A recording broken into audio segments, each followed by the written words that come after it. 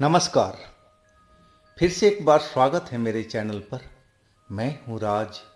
आप देख रहे हैं हाईवे 33।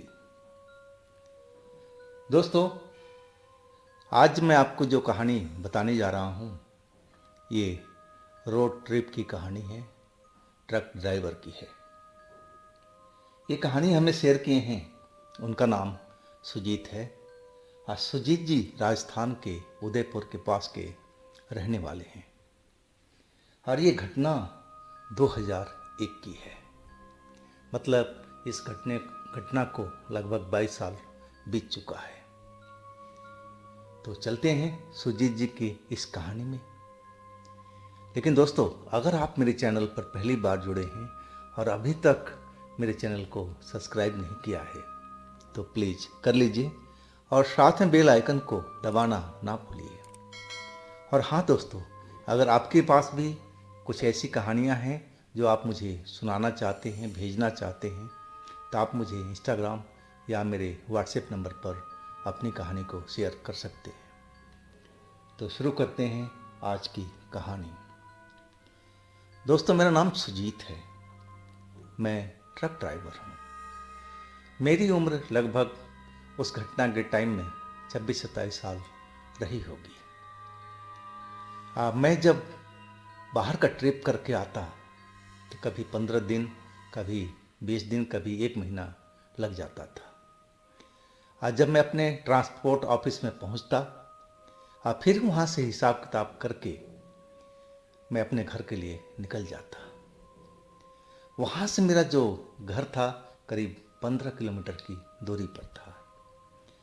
और एक रात को करीब मैं 8 बजे के आसपास अपने ट्रांसपोर्ट के ऑफिस में पहुंच गया था। अब महीने भर के हिसाब किताब करना था।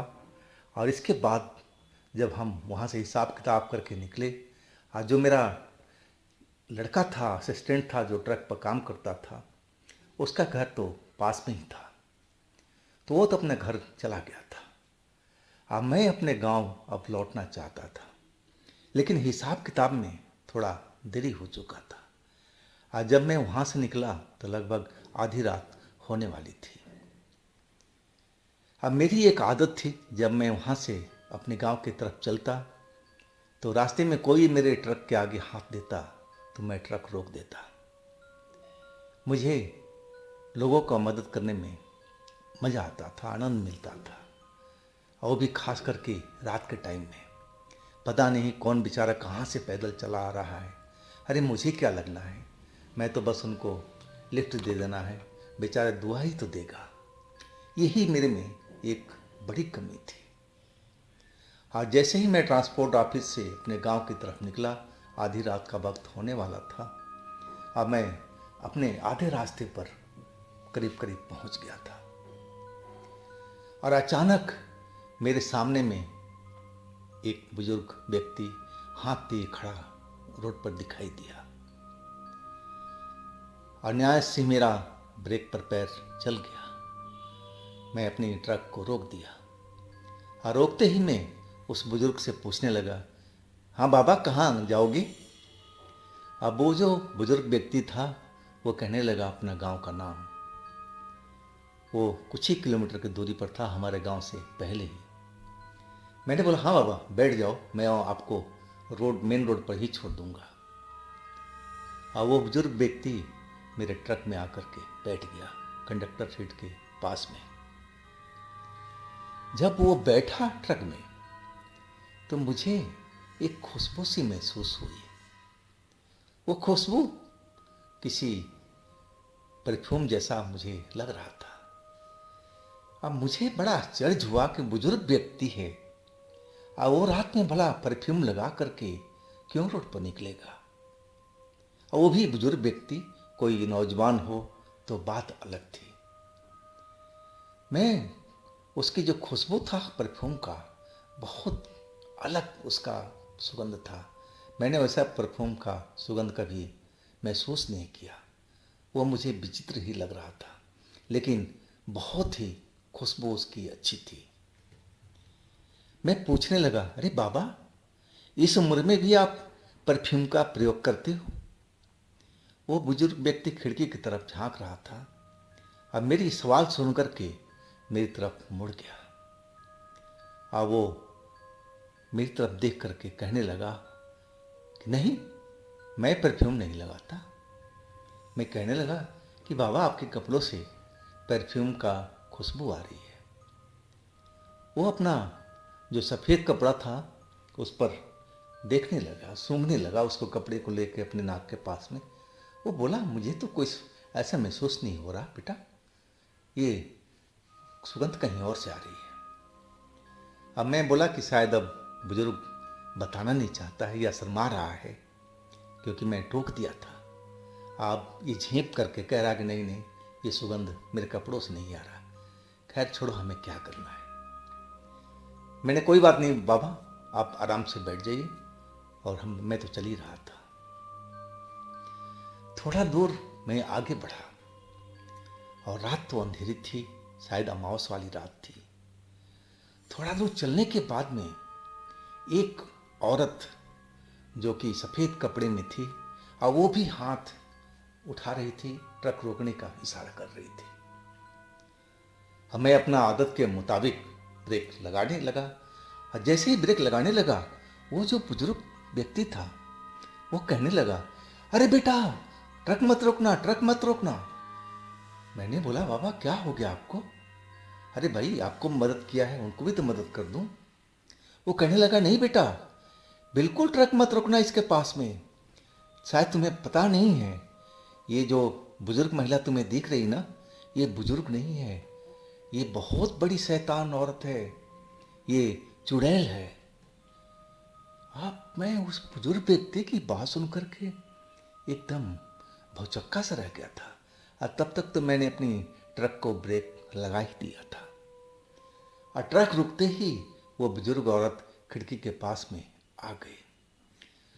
अब जो वो अधेड़ व्यक्ति था, जो बुजुर्ग व्यक्ति था, कंडक्टर सीट पर साइड में बैठा हुआ था खिड़की के पास में, वो मेरी ड्राइवर साइड में आकर के सरक गया।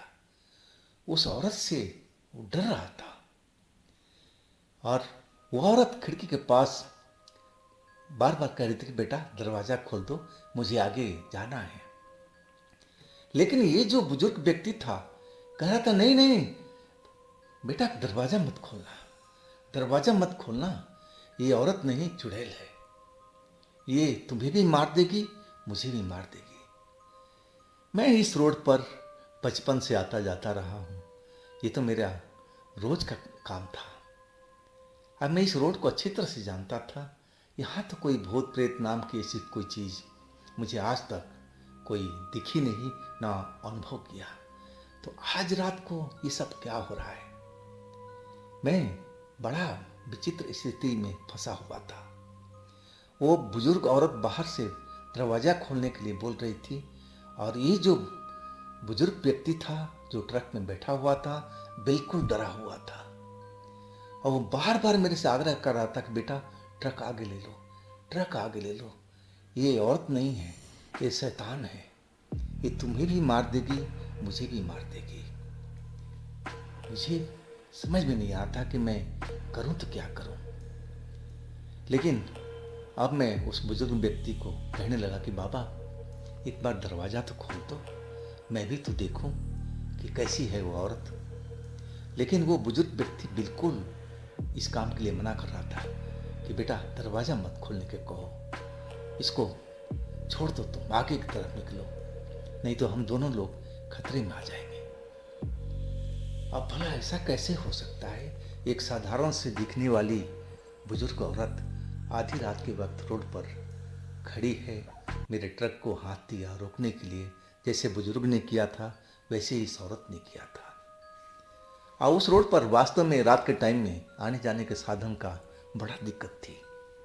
हम ट्रक वाले ही थे जो उन जो व्यक्ति थे रात को उनको हम लिफ्ट दिया करते थे, और भी बिना पैसों का। अब मेरे में तो खास आदत थी, मैं किसी से पैसे नहीं लेता था। अब मैं बड़ा समस्या को समझ नहीं पा रहा था कि आखिर ये बुजुर्ग व्यक्ति क्यों डरा हुआ है। मैंने बोला कि आप जरा गेट खोल दो, नहीं तो आपको डर लग रहा है ना, तो आप उधर जाओ, इस बार मैं कड़क आवाज से कहने लगा। वो बुजुर्ग व्यक्ति डरते डरते गेट खोला, और जैसे ही गेट खोला वो औरत फटाफट ट्रक के ऊपर चढ़ गई और मेरी तरफ देख करके बोली, धन्यवाद बेटा, मैं तो समझी कि आज मुझे पैदल ही चलना पड़ेगा, लेकिन तुमने बेटा ट्रक रोक दिया, बहुत बड़ा सहारा हो गया। चलो बेटा, मेरा गांव आगे ही है। अब कमाल की बात ये थी कि दोनों व्यक्ति उसी गांव के रहने वाले थे, वहीं पर उतरने वाले थे। अब वो बुजुर्ग व्यक्ति मेरी तरफ देख रहा था, उस औरत की तरफ नहीं देख रहा था। अब मैं अपना ट्रक चला दिया था और वो बुजुर्ग औरत खिड़की से बाहर देख रही थी और ये बुजुर्ग व्यक्ति मेरी तरफ देख रहा था।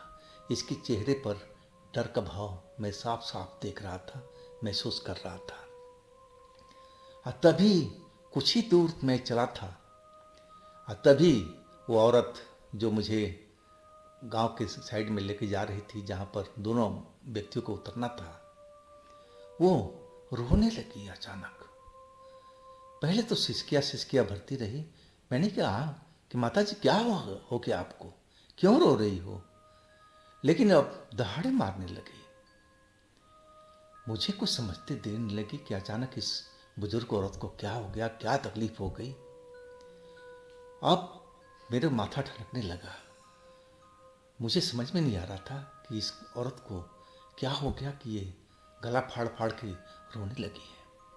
हाँ, मैंने अब ब्रेक लगा दिया और लगाते ही मैंने उस बुजुर्ग की तरफ घूमा और बोला कि माता जी क्या तकलीफ आपको हो गई है, कैसा आप रो रही हैं, ये ऐसा क्यों चिल्ला रही हैं, क्या हुआ आपके साथ में? इतना ही बोला था कि औरत अपने असली रूप में आ चुकी थी। जो बुजुर्ग व्यक्ति कह रहा था कि वो चुड़ैल है, वो वास्तव में चुड़ैल बन चुकी थी। उसका वो भयानक रूप देख करके मैं तो बिल्कुल डर चुका था। काश मैं इस बुजुर्ग व्यक्ति का कहना मान लिया होता। ये बार बार व्यक्ति कह रहा था, बुजुर्ग व्यक्ति, कि बेटा दरवाजा मत खोलो, इस औरत को अंदर मत बिठाओ, लेकिन मैं माना नहीं। मैं समझा कि शायद ये मजाक कर रहा हो या डर रहा हो, भला ऐसा भी कहीं होता है।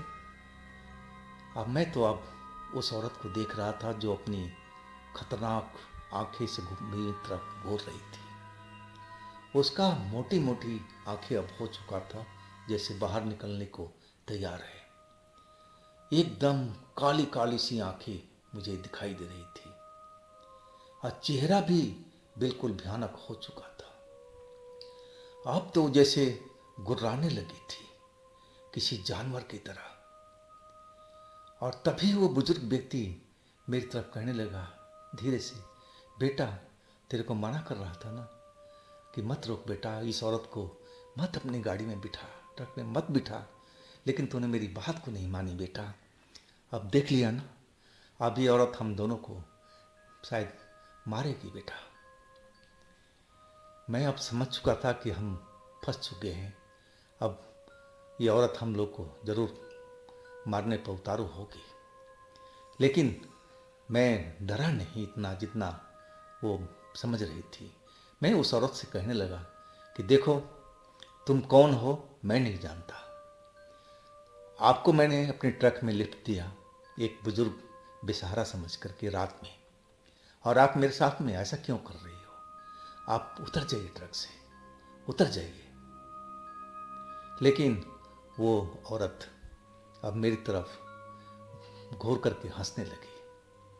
वो कहने लगी कि बड़े मुश्किल से तो आज शिकार मिला है, हाँ मैं भला इस शिकार को क्यों छोड़ दूँ? अब तुम लोग कहीं पर जा नहीं पाओगे, तुम्हारा अंत मैं यही करूँगी। और फिर जैसे ट्रक में धुआं सा भरने लगा, काला काला सा धुआं, और कुछ समझ में नहीं आ रहा था कि आखिर हुआ तो क्या हुआ, क्योंकि ये सब बिल्कुल सेकंडों के अंदर हुआ था। अब मैं अपना होश अब खो बैठा था। मैं बेहोशी में शायद चला गया था। जब मुझे होश आया तो मैं अपना स्टीयरिंग पर ही बैठा हुआ था और वो बुजुर्ग व्यक्ति मुझे होश में लाने की कोशिश कर रहा था। मैं चौंक करके होश में आया।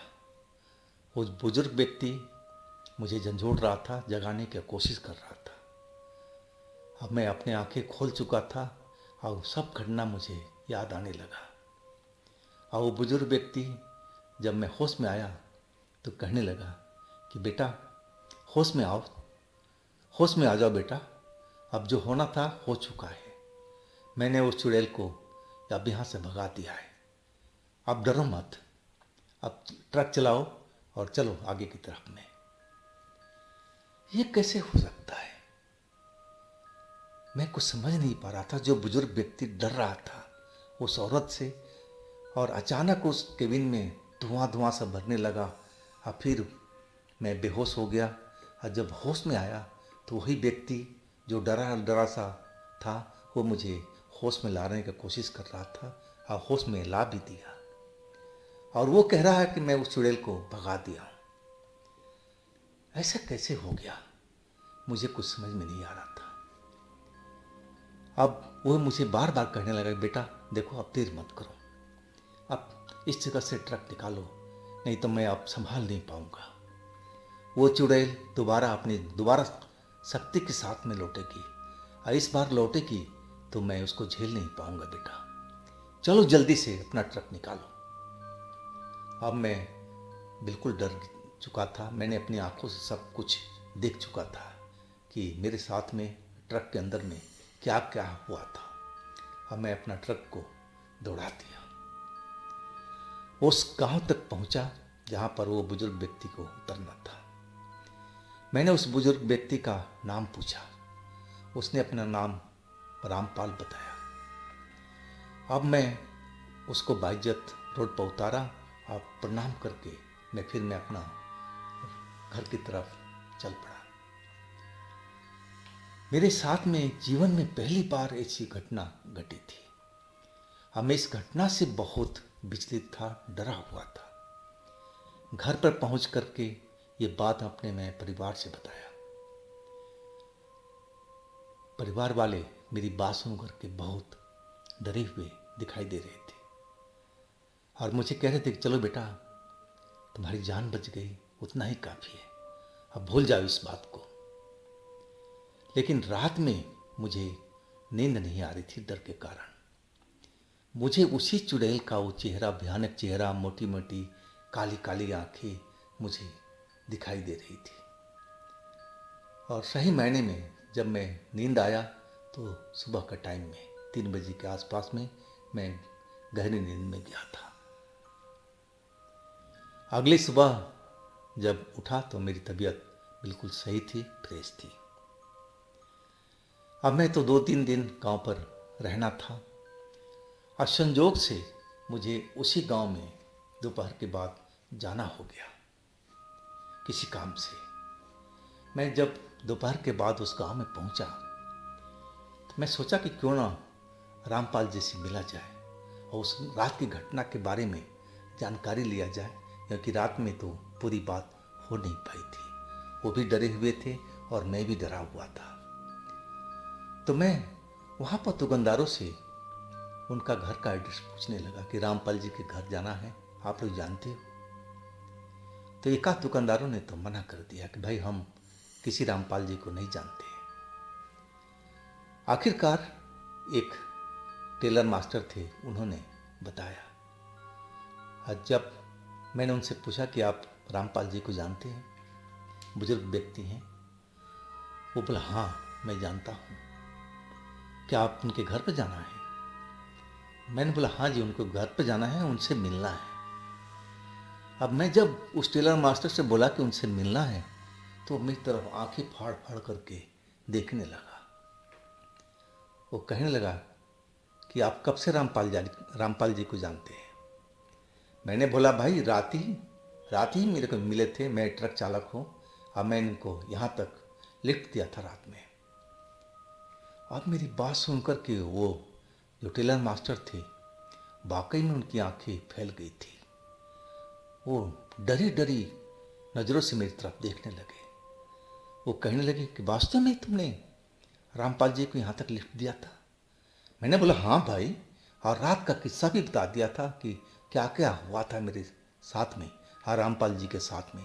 अगर रामपाल जी नहीं होते तो हम बच नहीं पाते। मुझे तो उनसे मिलना है और इस घटना के बारे में थोड़ा जानकारी लेनी है और उनको शुक्रिया अदा भी करना है। टेलर मास्टर बिल्कुल खामोश हो गया। मैं पूछने लगा कि आप एड्रेस तो बता दो, मैं उनसे जाकर मिलूं। वो कहने लगा कि अब अगर मिलना है तो आपको भी ऊपर जाना पड़ेगा। वो आसमान की तरफ अपनी उंगली उठा दिया। वो कहने लगा कि उनको मरे हुए 2 साल हो चुका है।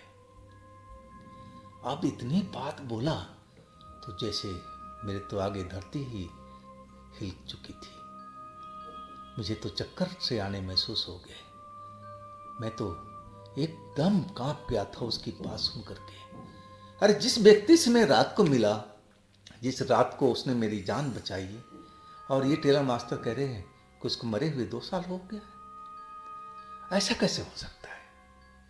लेकिन वो उस टेलर मास्टर ने सच बोला था। वो कहने लगा कि बाबू, वो बड़े दयालु व्यक्ति थे। वो भी लोगों को मदद किया करते थे। भगवान उनकी आत्मा को शांति दे। जरूर बाबू, वो तुम्हारी खतरे को ताड़ गए होंगे और तभी तुम्हारे साथ में वो ट्रक में पहले ही बैठ गए होंगे ताकि उस चुड़ैल से तुम्हें बचाया जा सके। और वो तुम्हें मना भी कर रहे थे ना कि इस चुड़ैल को बैठने मत दो, लेकिन तुमने नहीं माना और तुमने जबरदस्ती उस चुड़ैल को अंदर लिया। तो देख लिया ना क्या हुआ तुम्हारे साथ में। इसीलिए वो तुम्हें रोक रहे थे। मैं अब कहानी सारा समझ चुका था। मैं अब जान चुका था कि रामपाल जी नहीं थे, वो उनकी पवित्र आत्मा थी जो उस रात को मेरी जान को बचाई थी। तो दोस्तों, ये थी आज की कहानी। अगर आपके पास भी इस तरह का कोई घटना है तो आप मुझे इंस्टाग्राम पर या मेरे व्हाट्सएप नंबर पर शेयर कर सकते हैं। और इस चैनल को भी लाइक कीजिए, सब्सक्राइब कीजिए, शेयर कीजिए। और फिर हम मिलते हैं अगले रोज़ एक इसी तरह की घटना में। आप लोग अपना बहुत ही ख्याल रखिएगा। नमस्कार।